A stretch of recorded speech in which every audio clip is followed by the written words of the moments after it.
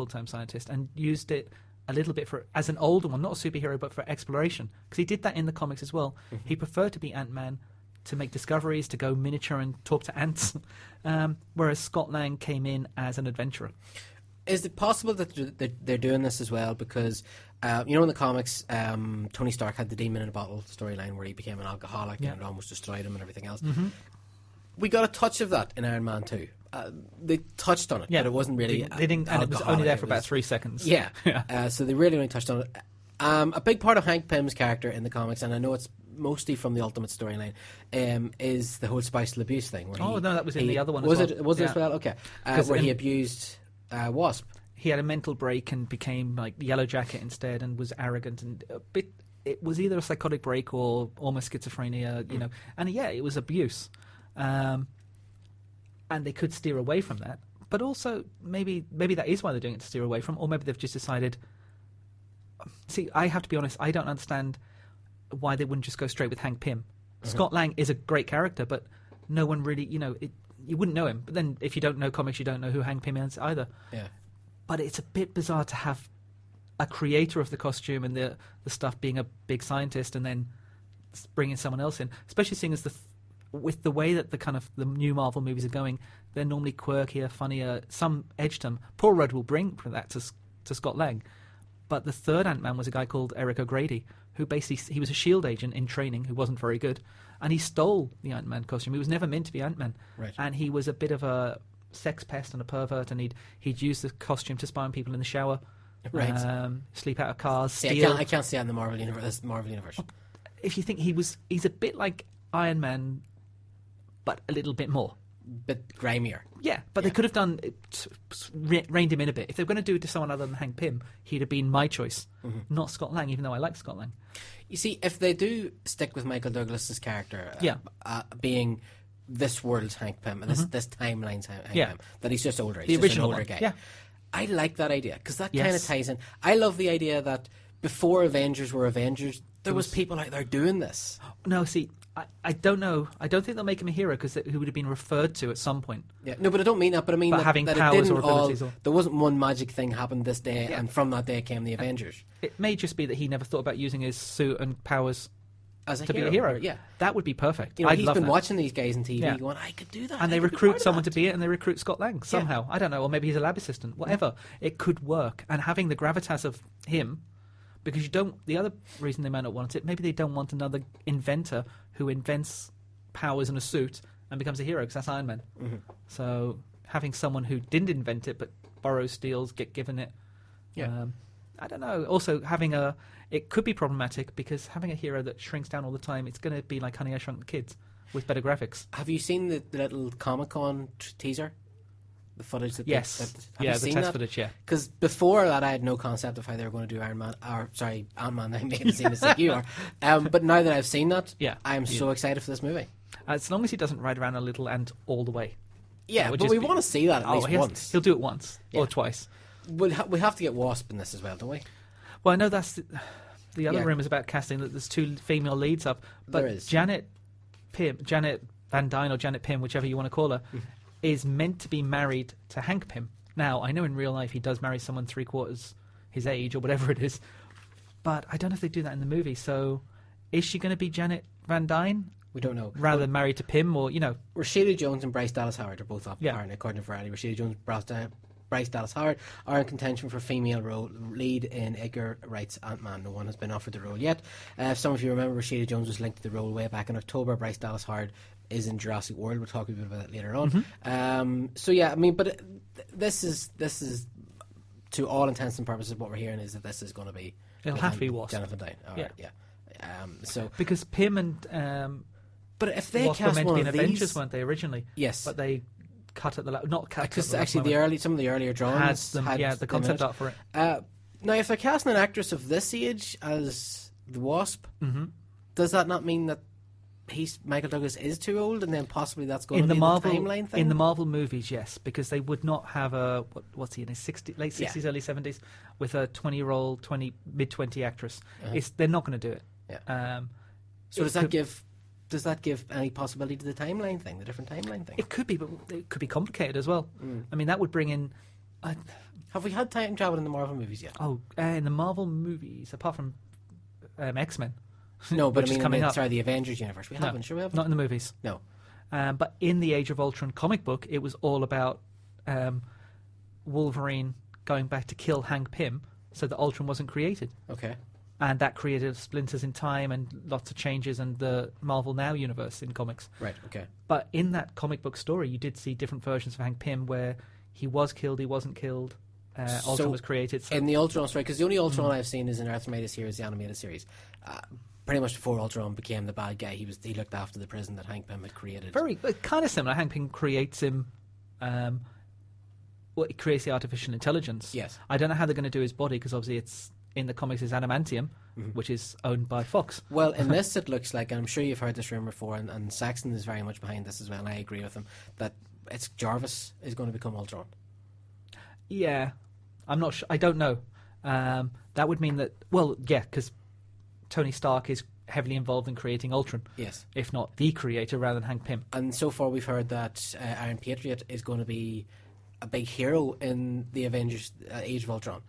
And if his suit is separate from the other Iron Man suits, then he might be the only one that can physically stand toe-to-toe. Yeah. So there could be a lot. He could jump suits a bit like, well, that would be too similar to the end of Iron Man 3, I suppose. Yeah, well, see, that's another thing. Joss Whedon watched the end of Iron Man 3 and he said, went, it's really there's an good. idea. No, but he said that's how we had planned on ending Age of Ultron. Well, yeah, because one of his powers is that he can control and move through machinery. Machinery. But see, does that give this whole possibility of time travel thing? It does, but is it too complicated? Because Marvel are not just trying to get comic book fans to watch this. You know, they do want to keep the trend going they do with Avengers. And Avengers is, on the face of it, a simple story, a simple movie. There's no complex stuff in it. But we've had aliens, we've had gods, we've had... Yeah.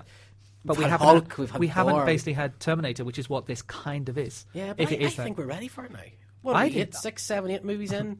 I think we're ready for it. It might be, but I don't know if they'll go that complicated route that you've got two Hank Pyms. I don't know. Simon Pegg could be really good fun. I don't think that you'll see two Hank Pyms. I don't know why. I just think that they're going to go with the older scientist, creator of it, passes the torch to the younger one. Yeah, who's then an adventurer rather than... Maybe it's not even going to be the normal superhero type movie at the start. Just because he gets the powers, doesn't mean he's going to use them in that... I'd be a hero. Yeah. Okay. Or maybe he does. Maybe two lab assistants, Janet Van Dyne gets kidnapped and he goes to rescue her. Something simple. I think it'll be more simple at the start. Okay. But maybe the next tranche after Iron Man, Avengers 2, where they're definitely going to start bringing all of these disparate heroes together in some form. Yeah. Like crossover. Guardians of the Galaxy will have Iron Man Iron Man at some point. Yeah. Okay. And then the cameos. And I would say in Avengers 3 you'll see Ant-Man, at least, maybe Wasp, maybe not so much of Hawkeye. And, they're going to drop and change. Yeah, because the Avengers team keeps fluctuating. And I do think that after Avengers you will see a Black Widow and Hawkeye movie. Yeah, I think so. Yeah, a Bourne type movie, but with a much more real world Avengers movie. Yeah, because it could easily be done with those two, and they can hold their own. I don't think they're ready for a Black Widow movie purely because they don't trust females in leads in Marvel, which is stupid. But having the two of them together could be a very good movie. Okay, right. This is Shine 102.4 FM. We're going to come back very, very soon. We're going to be talking to Stuart from the Money Movie Show with the UK Top 10. We're also going to be talking about the Oscar nominations, which were, of course, announced earlier on today. Can I just point out, I don't know if you probably have read all the Oscar nominations. The end times are upon us. Okay, wait. Jackass is up for an Oscar. Now, it's only hair and makeup, Aye, but it's still up for an Oscar. Yeah, well, I'm sure we'll talk about that with Stuart later on. This is Shine 102.4 FM. You are following the nerd. I'm Mark. I'm Jay. And we'll be back after this. Hi, this is Colin Meaney, and I'm following the nerd. If there's something strange in your neighborhood, who are you going to call? Well, the police, of course. Following the nerd, we kill the cliché that just won't stay dead. I'm Nick Briggs from Big Finish. I'm the voice of the Daleks, too. I'm following the nerd. Do you enjoy listening to the Following the Nerd show? Well, show your support by going to www.shortyawards.com and voting for us in the podcast category. If Ricky Gervais can win one, then so can we. That's Yes, that's shortyawards.com / Who's that Ricky Gervais he's talking about? I know. So we're up for a Shorty Award. That's pretty cool. That's pretty Do cool. we have to be short to get it? Yeah, well, I am, so that's okay. Okay, so you can get the short. What do you mean, okay? Well, that's okay. I will. Sorry, but you're not short. Is that what you wanted? That's better. Okay. Much better. Okay, let's see if we can't get Stuart on the phone. Stuart, of course, from the Monday Movie Show.co.uk, the best movie podcast on the face of the planet. Hello. Hello. How are you? How are you? I'm tired, but I'm good. Don't ask what he's been doing. Yes. Yeah, I'm training for a half marathon, so I went out for a run after seeing Devil's Due, so yeah, I'm tired. Did you need a run after seeing Devil's Due? Oh, God, yes. Let's do your review of that first. How was it? It's awful. Okay. Did you think it was a prequel to the movie they're going to make as a sequel, if you know what I mean? Did it just seem to be setting up part 2? No, there's definitely not going to be a part 2 of it. But honestly, nothing happens. Absolutely nothing happens in the movie for about 80 minutes. And then obviously with these kind of films, you get the usual, we need to do something crazy for the last 10 minutes just to wake people. It's ridiculous. It's a really bad film. Paranormal Activity, the marked ones, is better than this. Oh, that's bad. Do you think this will be the last of the found footage syndrome for a while? No. There's still a multitude. Yeah, there's still a multitude of them getting released on Netflix and places like that, and there is a few more coming out this year as well. There is another one called The Quiet Ones, which is Hammer's latest film. Mm-hmm. Not MC Hammer. Hammer as in the company. Please, Hammer. Their latest film, which is actually, it looks pretty decent, and it's a British horror, a found footage one set in the 70s, so it looks pretty decent, but again, it could be awful. Probably will be. Stuart, did you ever see the one, it came out before the Blair Witch, just about, but because Blair Witch became such a phenomenon. The Last Broadcast. The Last Broadcast, you ever seen it? Yes. It's so good. Alright, it loses it a wee bit in the last 10 minutes, but it's so good. Yeah, it is. I like the cheesy ones. There's one called Alien Abduction, the McPherson tapes, which is just about a family at Thanksgiving who gets abducted by aliens. Brilliant. And it's really badly cheesily done, but it's actually quite entertaining. Okay. What was that horrible one that Mila Jovovich did? The Fourth Kind. Oh, it's so bad. Have you seen it? Yes, the one set in Alaska. Yeah. Yeah. I've avoided that. I don't know how I've avoided it, It's because I awful. nearly watch everything she's in, but... No, I watched the one night because I love all that. I love all that conspiracy. You just want to alien see abduction, all Mila that kind of stuff. Djokovic. I don't like her. I don't like her. Oh. I don't like her. I don't rate her. I liked her in Resident Evil. Apart from that, no thanks. Ultraviolet? No, I haven't seen it. You haven't seen... Don't, just turn the sound off and watch it. Okay, right. Joan of Arc? Oh, no. She wasn't bad in Joan of Arc, actually. She was all right. good. Yeah, she was quite good in that. The fifth Fifth elephant. Elephant? I want to see that movie. I'm sure that's a Terry Pratchett book. Yeah, her just falling off the edge onto a Yeah. taxi as an elephant. Yes. Yeah, no, I didn't rate her in that. What was it, Leela? Is that what you called her, Leela? Yeah, so, but look, The Last Broadcast, that's definitely one to check out if anybody hasn't seen it. That was really good with the Jersey Devil. Yeah. It was creepy. And Grave Encounters 2 is pretty decent if you can stick through the first 25 minutes, because the first 25 minutes is just rubbish. But after that, it's actually pretty decent. But I've seen way too many found footage films. I saw my count at the end of last year was 323 films I saw last year. And I saw around about 40 found footage films. Oh, no. Do you count Chronicle as a found footage movie? No, because the footage is never found. Okay. I like Chronicle. I thought Chronicle was quite Actually, good. that's a good point. If they don't find it, how are we watching it? Because that's the whole premise about found footage movies. You're seeing it once they find it. I didn't realise that. So they don't find the footage in Chronicle. Nope. Well, how do you know there was found footage?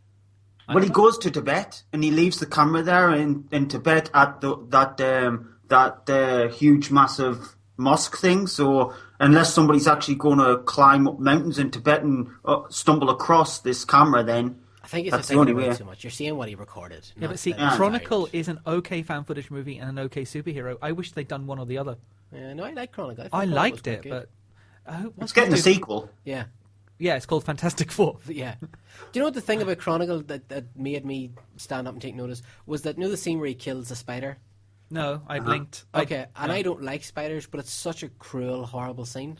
Does he use telekinesis? Yeah, and he basically pulls the legs off the spider. I think I was It's a watching... horrible scene. I watched that with Carol, and as soon as I saw the spider, I looked away, and all I got from that, I didn't even hear the dialogue, it was, not yet.